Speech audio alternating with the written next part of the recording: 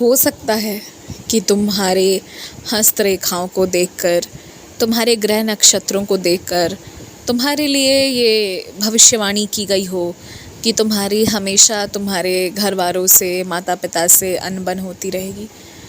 हो सकता है ये बात किसी ने कह दी हो, कहीं लिखा हो, कुछ भी हो, लेकिन पता है सच्चाई क्या है? सच्चाई ये है ना कि तुम्हारी अनबन इसलिए होती है क्योंकि तुम कई जगहों पर अपने लिए कुछ कहते ही नहीं। तुमने कई जगहों पर अपनी आवाज़ को स्वयं दबाई है और तुमने सबको ये आदत लगा दिया है कि जो सब कहेंगे तुम वही करोगे। तुम्हारी इच्छा, तुम्हारी भावनाओं की कद्र तुमने ही कभी नहीं की है और इसलिए अब जब थोड़ी भी तुम अपनी बात कहने जाते हो तो सब लौटा देते हैं, कोई सुनना नहीं चाहता। लेकिन समय अभी भी बिगड़ा नहीं है, कुछ देरी नहीं हुई है। तुम अब भी कहोगे, अब भी तुम बातें करोगे, अब भी जो भी होगा, तो अब धीरे धीरे करके सबको आदत लग जाएगी कि वो तुम्हारी भावनाओं की भी कद्र करे।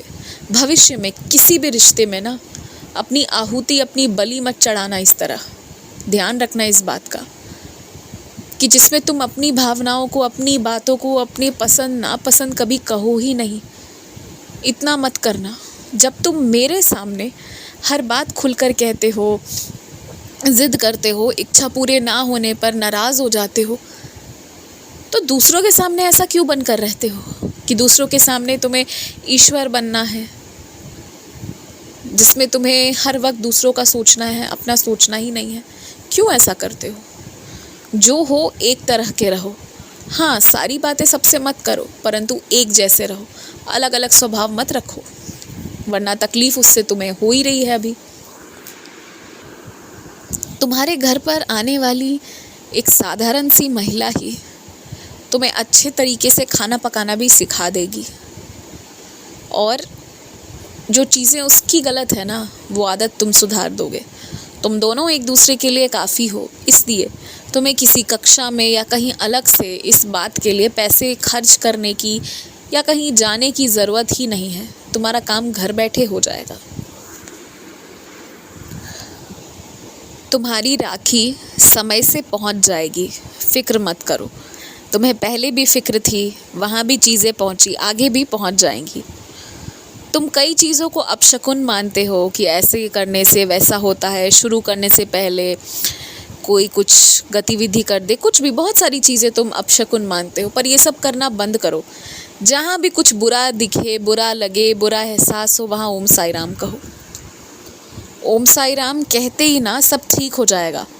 कई बार जब कोई अपनी नकारात्मक बात भी तुम्हें बताता है तो तुम कहते हो हाँ मेरे साथ भी ऐसा है, मैंने भी ये महसूस किया, हो चाहे नहीं हो। तुम इस चीज़ को अपने ऊपर लेकर कहते हो।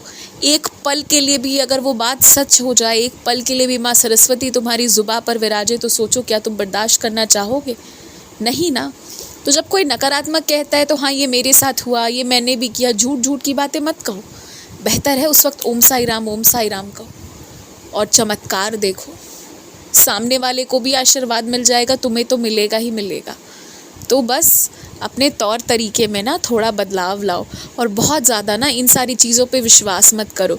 जिसका साई पर विश्वास होता है उनका इन सब में विश्वास नहीं होता। नकारात्मक चीज़ों पर मेरे भक्त कभी विश्वास नहीं रखते, तुम भी मत रखो। दफ्तर की लड़ाइयों से, आपसी मामलों से बेहद दूर रहो। कभी कोई किसी को परमात्मा ठहरा देता है, कभी कोई किसी के चरित्र पर सवाल करता है। ये जो इस तरह की लड़ाई करते हैं, इस तरह की लड़ाई तो बच्चे भी नहीं करते। अज्ञानता के अंधकार में बैठे हुए हैं इतने बड़े होकर, और ऐसे लोगों से कितनी दूर रहने की आवश्यकता है तुम्हें सोचो। नहीं तो रोज़ बातें करते करते ना 1-2 साल में तुम्हारे मन में, तुम्हारी बुद्धि में कुछ ना कुछ 1% भी नकारात्मक डाल ही देंगे अगर बेफिजूल घंटों बातें करी तो। इसलिए सावधान हो जाओ। 1-2 दिन तुम चाहो तो छुट्टी ले लो। छुट्टी लेने का अर्थ एकदम उसमें नहीं है कि तुम्हें दफ्तर नहीं जाना, बाहर नहीं जाना।